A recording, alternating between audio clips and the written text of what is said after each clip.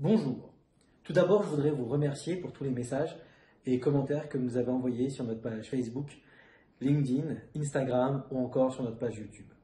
Parmi ces commentaires, nous avons reçu en message privé une question nous demandant est-ce qu'il était vraiment nécessaire d'avoir des compétences théâtrales pour bien prendre la parole en public?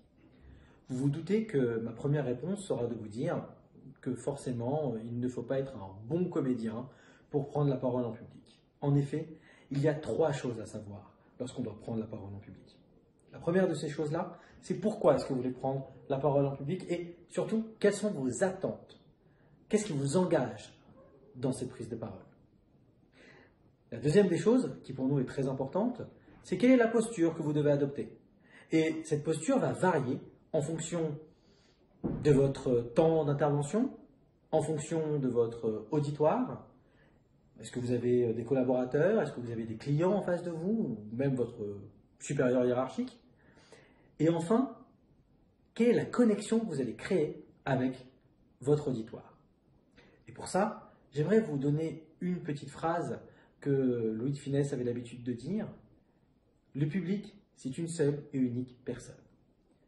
Et il faut la traiter comme telle. En effet, lorsque vous parlez à un auditoire, à un public, considérez toujours une chose, c'est que vous ne parlez pas à 10 personnes, 15 personnes ou 2 personnes, mais à une seule et unique personne. Et c'est cette personne-là à laquelle vous allez vous adresser.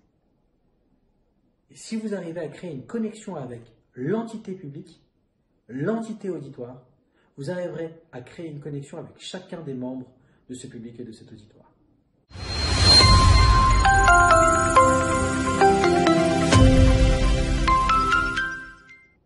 Je me présente, je suis Dan Lussato, je suis coach chez MDC et lors de nos sessions de coaching et de formation, nous travaillons ensemble afin de définir les axes d'amélioration qui vous feront gagner en efficacité.